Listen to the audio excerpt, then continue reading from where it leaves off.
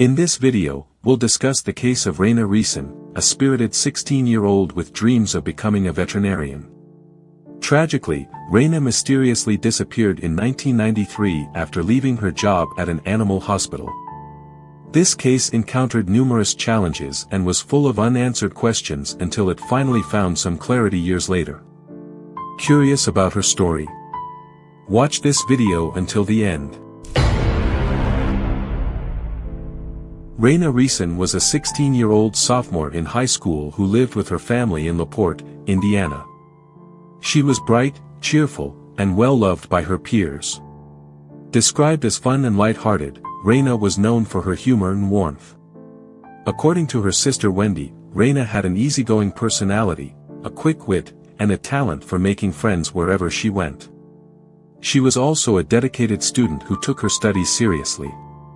Rayna aspired to become a veterinarian and was thrilled to work at a local animal hospital. Her responsibilities included feeding animals and cleaning their cages, which she handled with dedication and care.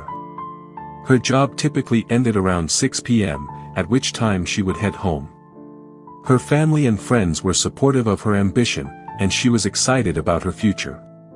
Tragically, Rayna would never get the chance to fulfill her dreams. On Friday, March 26, 1993, Rayna went to her job at the animal hospital. It was an ordinary day, but she and her boyfriend, Matt Elser, had planned a date for that evening. The two had recently reconciled after a brief breakup, and both were looking forward to spending time together. Matt planned to pick Rayna up after her shift, but when he arrived, she was nowhere to be found. He checked with her family, but Rayna hadn't returned home. Growing concerned, her family invited Matt to wait inside, hoping she would show up shortly. But as the evening passed, it became clear that something was wrong. Around 10:30 p.m., Rayna's father went to the police station to report her missing. However, police informed him that they couldn't open a missing person case until she had been gone for 24 hours. Despite this, Rayna's family took matters into their own hands, searching tirelessly for her throughout the night. They distributed flyers, contacted friends, and organized searches around the neighborhood. Rayna's sudden disappearance left her community in shock, and concern spread quickly.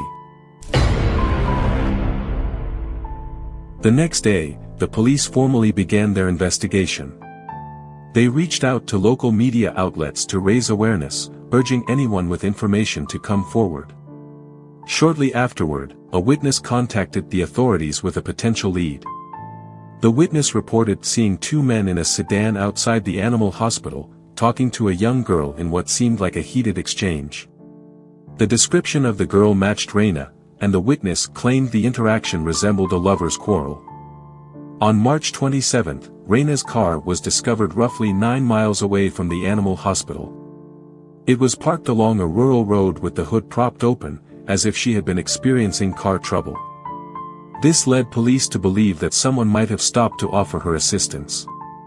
However, upon closer inspection, there appeared to be nothing mechanically wrong with her vehicle.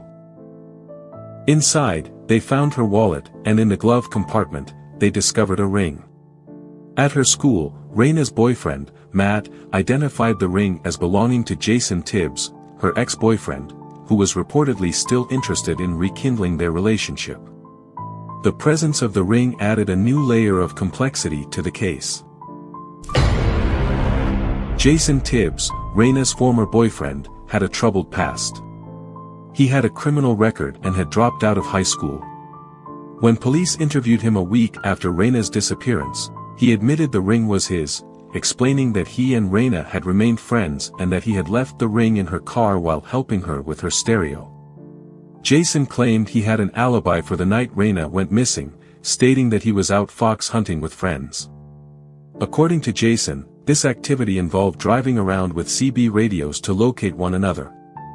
His friends corroborated this story, but only through the CB radio communications, as none of them actually saw him in person. Rayna's father also confirmed that Rayna and Jason had stayed friends after their breakup, which led the police to view this lead as inconclusive.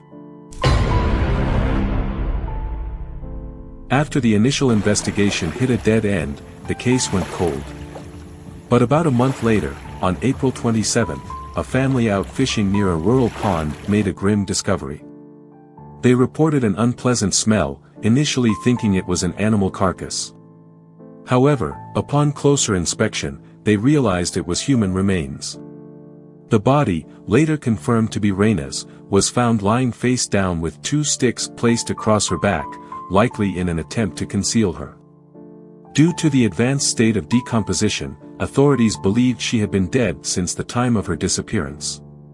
Rayna's identity was confirmed by a distinctive ring with her name inscribed on it.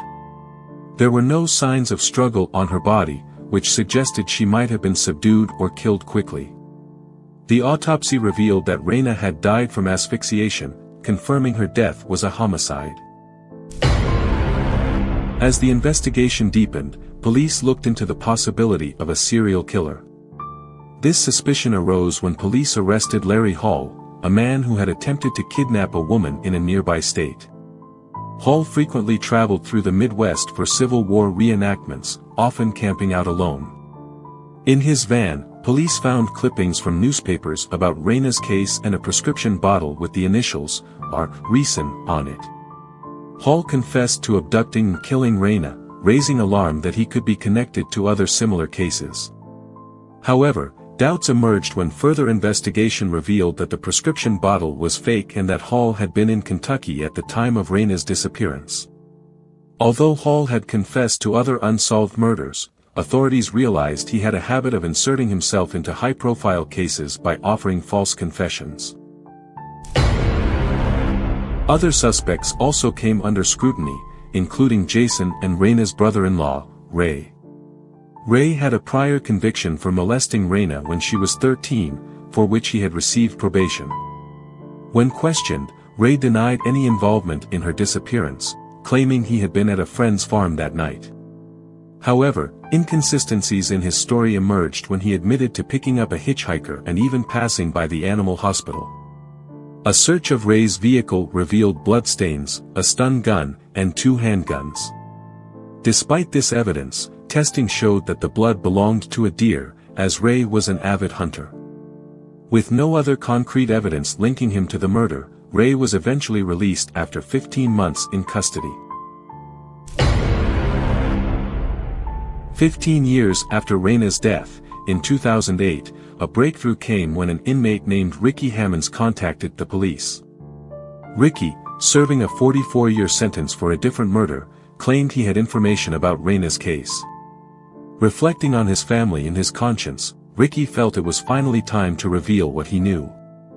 In 1993, Ricky was just 14 years old and often smoked in his family's barn. On the night of March 26, he saw his sister's boyfriend, Eric Freeman, along with Jason Tibbs, arrive at the barn.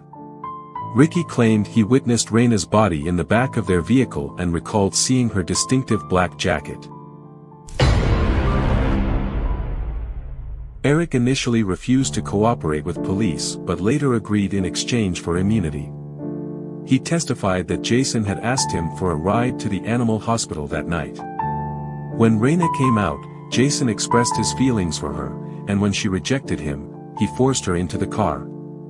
According to Eric, Jason strangled Rayna in a fit of rage. They then drove to the barn where Ricky had seen them. Eric further testified that he had taken Jason back to the animal hospital to leave Rayna's car at the roadside before disposing of her body in the pond, using sticks to weigh her down. In 2013, Jason Tibbs was arrested, and during his trial, Eric's testimony was crucial in securing a conviction. Jason was found guilty and sentenced to 40 years in prison. His subsequent appeals were unsuccessful, and he remains incarcerated. The tragic death of Rayna Rison was finally brought to a form of closure after decades of pain, confusion, and unanswered questions. The case highlights the tireless dedication of Rayna's family, the complexities and failures in the initial investigation, and the eventual persistence of the justice system. Rayna's life and dreams were taken far too soon, but her family's determination and the eventual conviction of her killer have brought a sense of justice, however late, for a girl who was loved and cherished by so many. Thanks for watching. If you enjoyed this video, make sure to hit the subscribe button and tap the notification bell so you never miss out on our latest movie recommendations. Check out these videos on the screen for more great films to explore. See you in the next one.